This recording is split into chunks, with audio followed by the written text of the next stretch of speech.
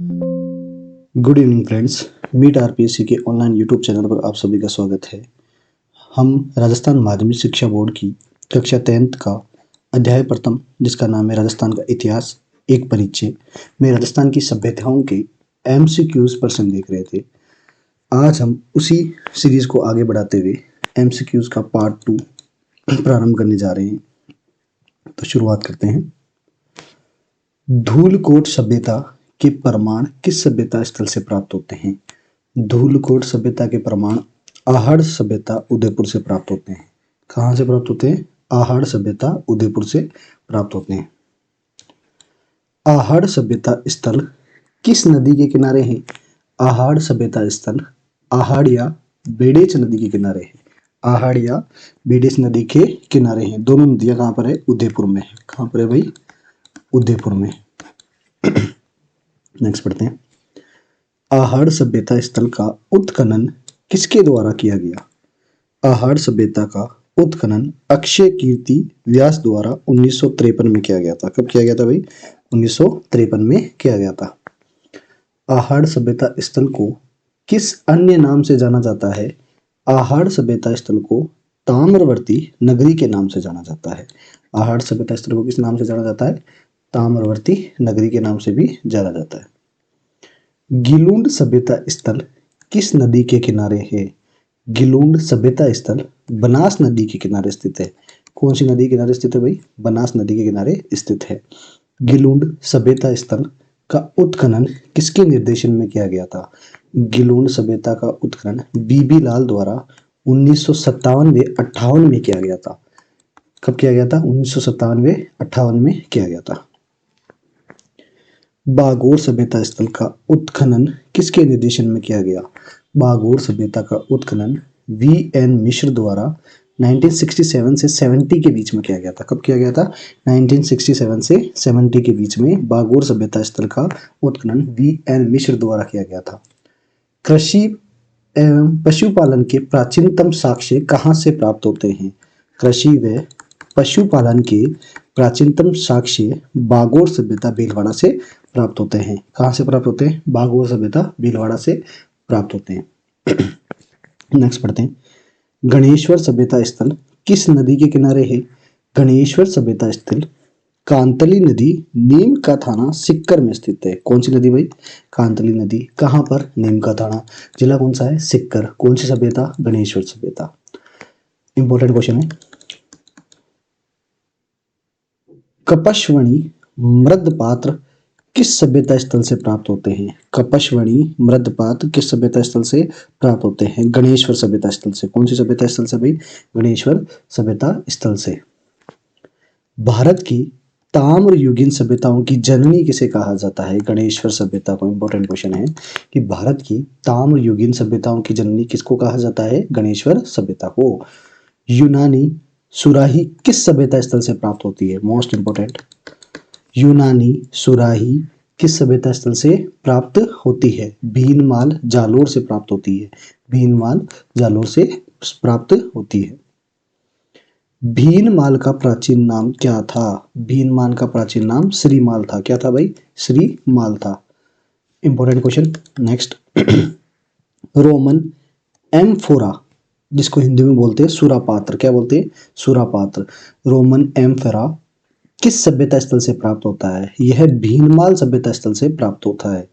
Roman amphora कौन सी सभ्यता स्थल से प्राप्त होता है? भीनमाल सभ्यता स्थल से प्राप्त होता है। Important next. ईसवाल सभ्यता स्थल राजस्थान के कौन से जिले में है? ईसवाल सभ्यता स्थल राजस्थान के उदयपुर जिले में है। कौन से जिले में भाई? उदयपुर जिले में है।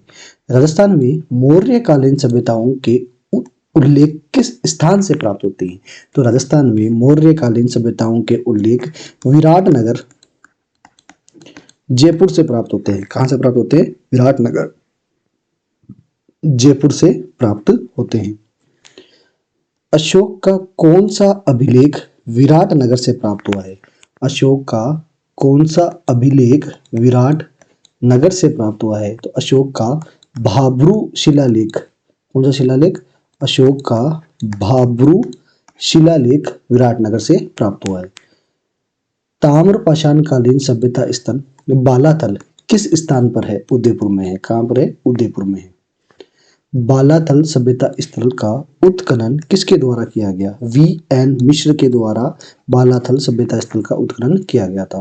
रंगमहल सभ्यता राजस्थान के कौन से जिले में है? रंगमहल सभ्यता राजस्थान के हनुमानगढ़ जिले में है। रंगमहल सभ्यता राजस्थान के हनुमानगढ़ जिले में है। ओजियाना सभ्यता स्थल राजस्थान के कौन से जिले में है?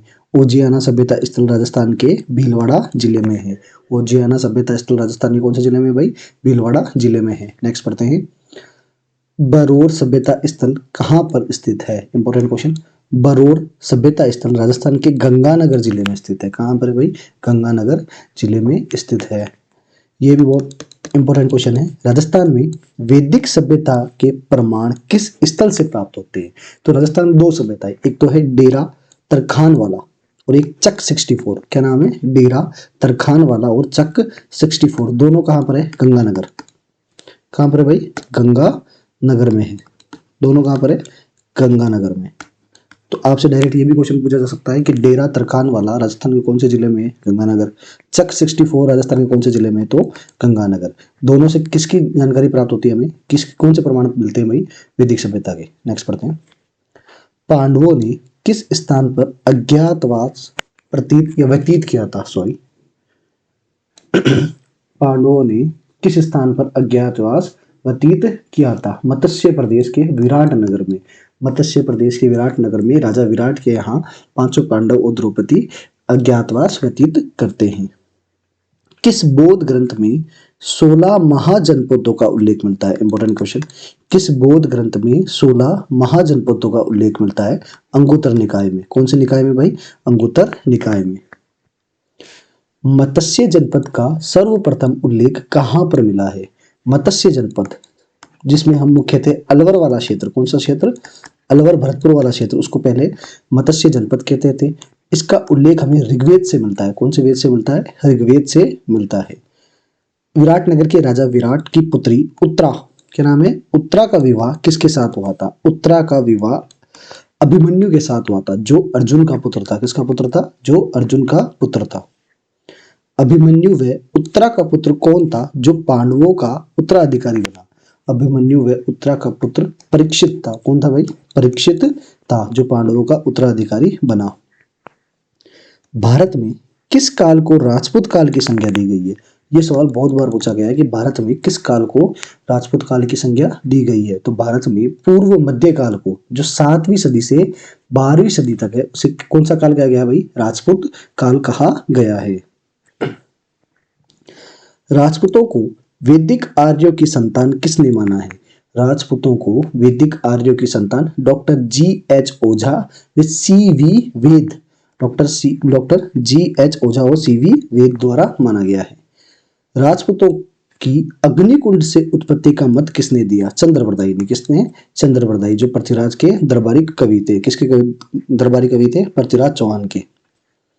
चंद्रबरदाई ने किस रचना में राजपूतों की उत्पत्ति अग्निकुंड से बताई है? पृथ्वीराज रासो। चंद्रबरदाई ने कौन सी किताब लिखी भाई? पृथ्वीराज रासो। अग्निकुंड के सिद्धांत के अनुसार राजपूतों की उत्पत्ति किस मुनि के यज्ञ से मानी जाती है? मुनि विशिष्ट के यज्ञ से मानी जाती है। किसके यज्ञ से? मुनि विशिष्ट ने आबू पर्वत पर हवन यज्ञ करवाया था, जिसमें से 4 जातियां उत्पन्न हुई थी। कितनी हुई थी? 4 जातियां उत्पन्न हुई थी। 4 योद्धा भी कह सकते हैं हम। वशिष्ठ के यज्ञ में कौन कौन सी जातियां